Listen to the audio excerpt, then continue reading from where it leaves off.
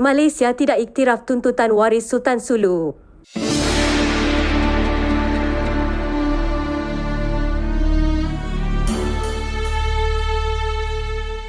Shah Alam, Kerajaan Malaysia tidak akan melayan tuntutan dan arahan untuk membayar pampasan bernilai kira-kira 63 bilion ringgit kepada waris Kesultanan Sulu. Dalam satu kenyataan bersama Kementerian Luar Negeri dan Jabatan Peguam Negara, Malaysia tidak mengiktiraf tuntutan yang dibuat waris Kesultanan Sulu menerusi prosiding timbang tara di Paris. Malaysia tidak mengambil bahagian dalam prosiding timbang tara yang dikatakan itu.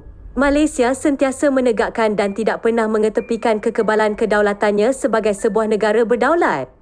Tambahan pula, hal perkara dalam tuntutan tersebut bukan bersifat komersil dan tidak boleh dibawa ke prosiding timbang tara serta perjanjian 1878 juga tidak mengandungi apa-apa peruntukan timbang tara, kata kenyataan itu. Menurut kenyataan itu, Malaysia juga ingin menekankan bahawa identiti penuntut diragui dan belum disahkan. Pada 14 Januari 2020, Mahkamah Tinggi Sabah dan Sarawak yang bersidang di Kota Kinabalu telah membuat keputusan yang tidak memihak kepada penuntut dengan memutuskan bahawa perjanjian 1878 tidak mengandungi apa-apa peruntukan timbang tara. Penimbang tara tidak mempunyai bidang kuasa untuk menyelesaikan perkara yang dibangkitkan dan Mahkamah Tinggi Sabah merupakan forum yang neutral dan teratur untuk memutuskan apa-apa tuntutan berkenaan dengan perjanjian 1878 tersebut. Malaysia telah memfailkan permohonan untuk mengiktiraf dan menguatkuasakan keputusan Mahkamah Tinggi Sabah tersebut di Mahkamah Tinggi Madrid di Sepanyol. Bagaimanapun, permohonan tersebut belum didengar, kata kenyataan itu pada Rabu.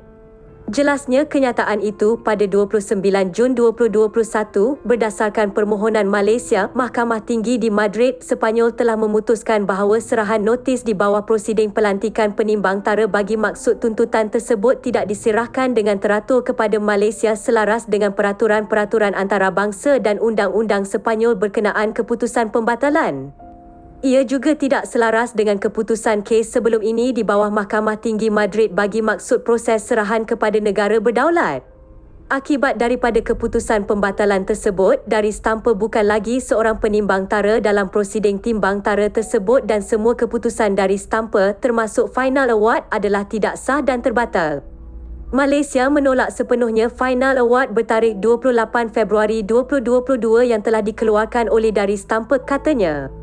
Dalam pada itu, Malaysia akan terus mengambil semua langkah yang sewajarnya termasuk tindakan perundangan untuk menamatkan segala tuntutan tersebut dan memastikan agar kepentingan, kekebalan kedaulatan dan kedaulatan Malaysia sentiasa dilindungi dan terpelihara.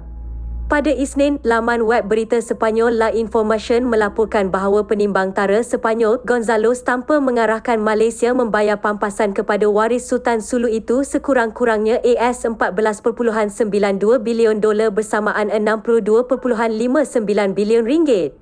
Stampa dipetik sebagai berkata, dengan tidak membayar wang pemisahan sejak 2013, Malaysia telah melanggar perjanjian 1878 yang ditandatangani oleh Sultan Jamal Al-Alam, Baron de Overbeck dan Alfred Den milik syarikat British Utara Borneo.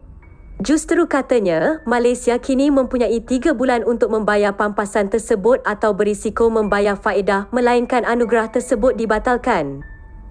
Sebelum itu, jutaan terima kasih saya ucapkan kerana sudi subscribe channel saya. Syukran jazilan.